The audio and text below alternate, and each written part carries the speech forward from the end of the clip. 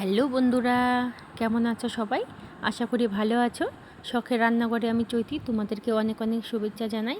আজকে তোমাদের সঙ্গে আরও একটি রেসিপি শেয়ার করব, তালের পোয়া পিঠা।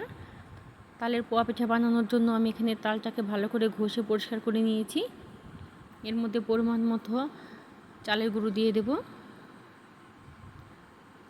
আর পরিমাণ মতো ময়দা দিয়ে দেব,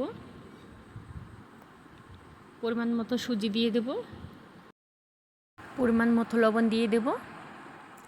এখানে আমি পরিমাণ মতো চিনি দিয়ে দেব। আপনারা চাইলে চিনি কম বেশিও দিতে পারেন, যে যেরকম মিষ্টি খাবেন। ভালো করে একটু মেখে নেব।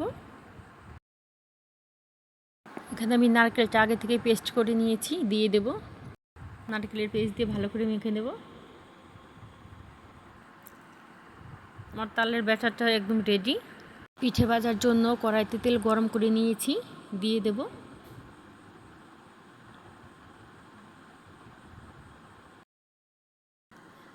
এক পাশটা হয়ে গেছে, অপর পাশটা উল্টে দেব।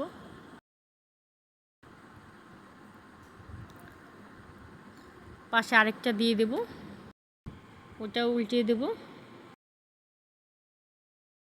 ভাজা হয়ে গেছে, তুলে নেব। আমি একইভাবে সব পিঠেগুলো ভেজে নেব।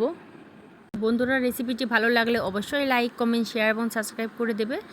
পাশে থাকা বেল আইকনটা ক্লিক করে দেবে, যাতে পরবর্তী ভিডিওটা ছাড়ার সাথে সাথে তোমাদের কাছে পৌঁছে যায়।